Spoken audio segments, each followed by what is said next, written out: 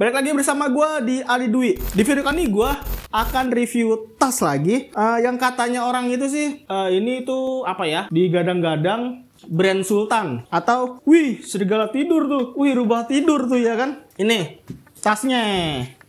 Nah, Fjällräven Cap 52. Nah, tas ini punya kapasitas 52 liter dengan berat 2,2an lah kalau gue baca di web ya. Itu sekitar segitu. Tapi kalau gue angkat itu feel-nya kayak hampir 3 kilo ya kalau gue angkat. Terus tas ini punya bahan itu G1000 heavy duty, 65% polyester sama 35% katun. Sama ada Berxel 400D 100% polyamid. Nah, ini Berxelnya tulisannya di sini nih ada.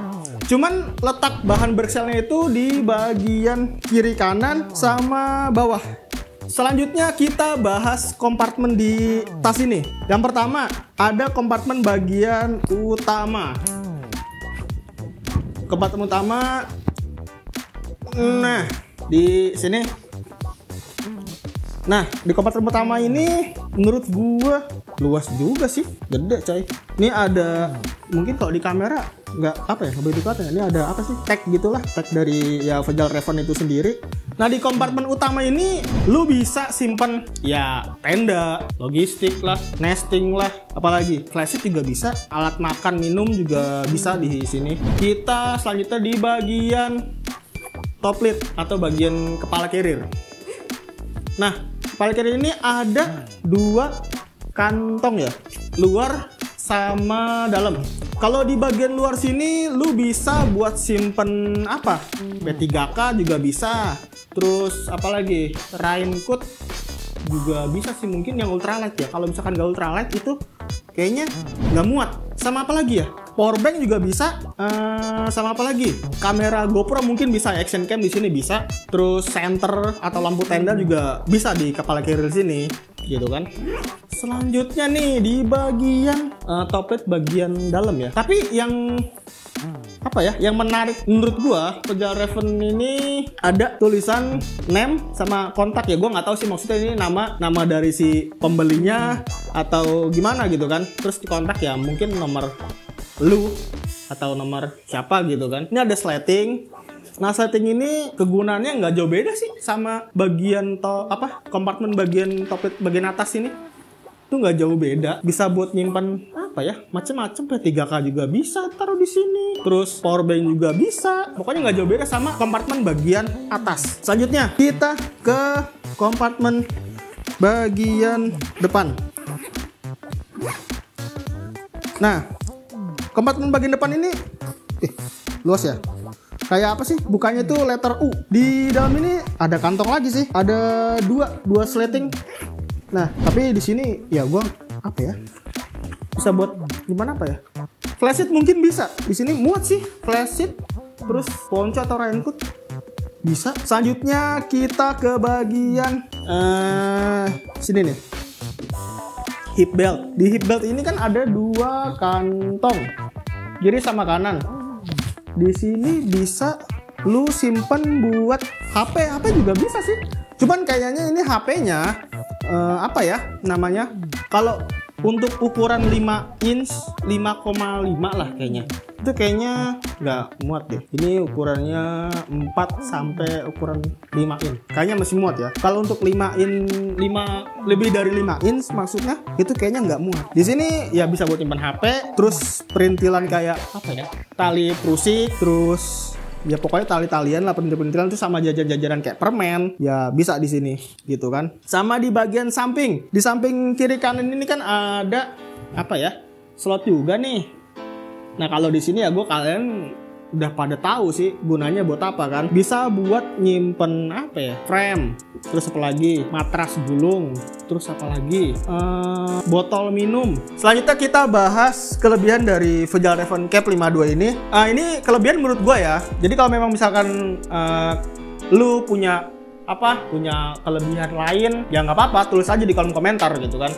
Yang pertama, tas ini itu menurut gue apa ya, dia warnanya itu bukan nggak mencolok sih, nggak kebanyakan kombinasi warna. Jadi biru semua kan, jadi ada tas tuh kombinasi warna. Nah, terus selanjutnya kita ke bagian belakang. Nah, bagian belakang ini di bagian apa ya? Torso namanya. Ini bisa di-adjust, bisa lu atur dari kecil sampai dari small sampai large. Jadi misalkan kalau lu pakai di posisi ini, misalkan bang nih tasnya apa ya?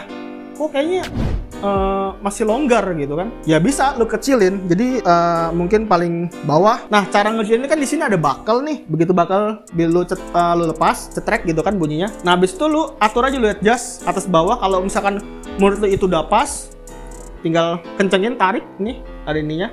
Apa sih namanya? Ya pokoknya inilah nih besi-besi ini nih. Nah, lu tarik, lu cetrekin lagi bakal di dalam sini. Beres, selesai. Selanjutnya kita ke bagian depan dulu. Tas ini punya bahan sendiri. Jadi tas ini punya bahan G1000 sama bahan Berxel. Jadi mungkin apa ya? Entah di Visual Raven Cap 52 doang ini atau misalkan ada yang lain gitu. Bahan Berxel sama G1000 ini ya. Cuman kalau misalnya memang lu punya pendapat, wah ternyata ini bang G1000 sama Berxel ini di Visual Raven udah semua dipakai bang, ya nggak apa-apa gitu, lu tulis aja di kolom komentar kan. Terus selanjutnya kita bahas bagian belakang. Aduh, muter-muter nih. Nah, di bagian shoulder pad ini menurut gua apa ya, empuk, nggak kaku. Tapi apa ya, nggak tahu sih.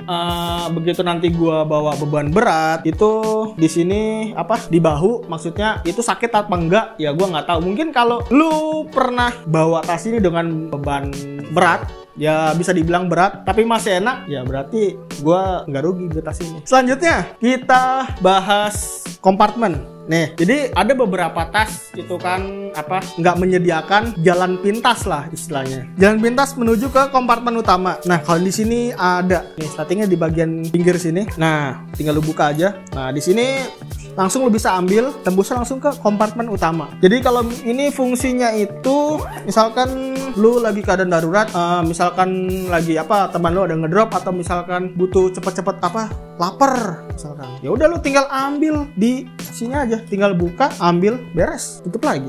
Jadi lu nggak usah buka-buka lewat kompartemen utama kelamaan. Jadi menurut gue ini efisien lah. Jadi nggak ribet buat buka-buka tasnya. Oh iya, ketinggalan kepalanya atau top lidnya bisa dilepas, tapi nggak bisa dijadiin depek sih. Buat apa juga dilepas, ya kan? Ya pokoknya itu yang gue tahu kelebihan dari tas Visual Raven Cap 52 ini.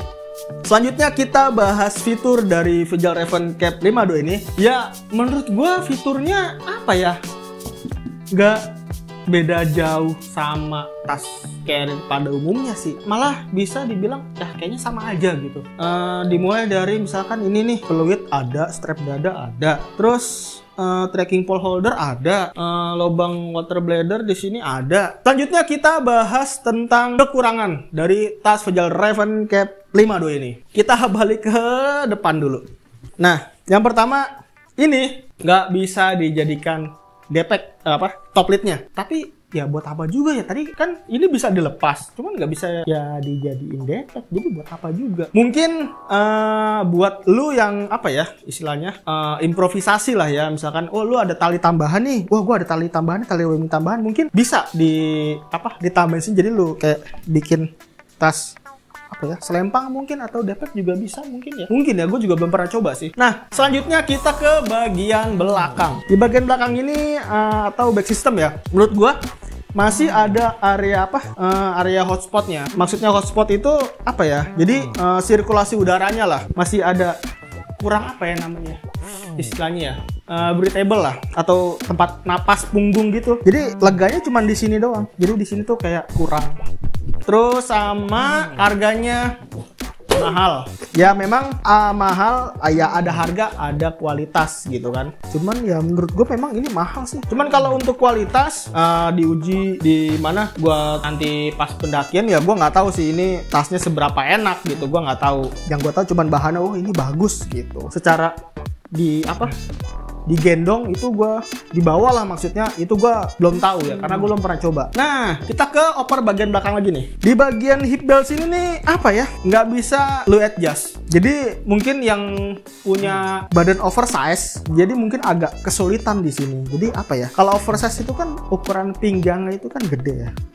Jadi kurang apa sih? Meluk gitulah. Oh iya, sama ini frame kayu. Tapi kalau frame kayu ini mungkin belum bisa gue sebut kurangan kali ya, karena mungkin gue juga belum menemukan kekurangan dari ini, kelemahan ini gimana, ternyata gampang patah apa gimana, gue nggak tahu ya. Ya mungkin ini sisi unik dari Vejal Raven, bukan kekurangan ya. Tapi katanya gue baca-baca ini bisa nampung beban sampai 30 kilo. Nah, itu dia tadi kelemahannya menurut gua. Nah, itu tadi kekurangan dari Vejal Raven Cap 52 ini. Selanjutnya gua bakal buka sesi tanya jawab mengenai produk ini. Ya mungkin ada yang kurang jelas atau misalkan apa ya, kurang detail gitu kan. Ada yang mau nanya? Ada bang. Apa tuh? Bang, tasnya dapat rain cover nggak sih? Nah, untuk tas Vejal Raven Cap 52 ini, setiap pembelian itu dia dapat rain cover.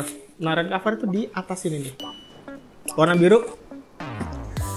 Kalau misalkan ada yang nanya, bang emang itu warnanya biru doang? Ya, warnanya biru aja. Jadi nggak ada yang warna hijau atau merah gitu. Ada lagi? Ada bang. Apa tuh? Bang, tasnya bisa ngangkat gas 12 kg nggak sih? Anjir. Lalu, gue pikir-pikir dulu. 12 kg gas. Itu gas gede coy. Kan enggak. Ini kan tas ya. Tas ini kan lu bawa apa sih?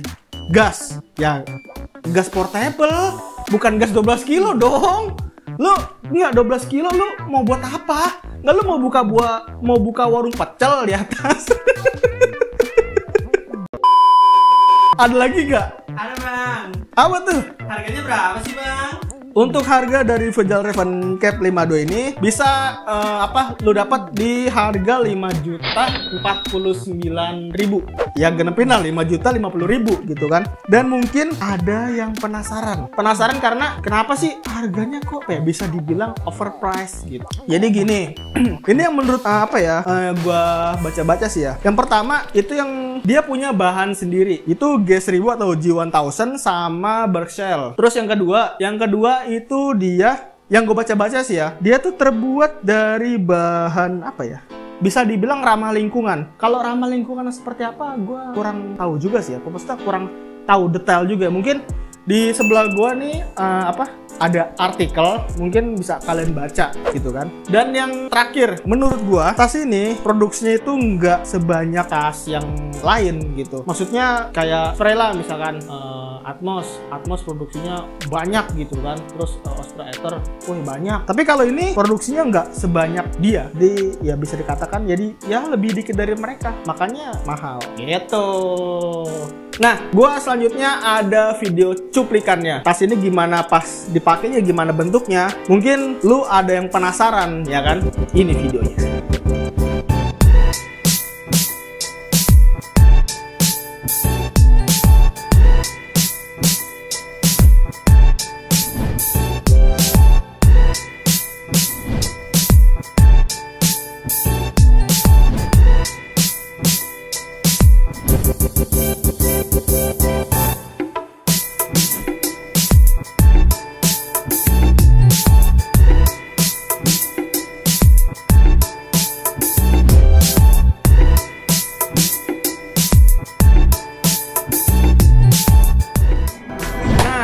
Itu tadi video review tas Vejal Raven Cap 52 ini. Gimana menurut kalian? Apakah tas ini worth it untuk dibeli atau enggak? Dengan harga segitu? Itu gue balik lagi kepada kalian masing-masing. Gua Dwi, see you next video.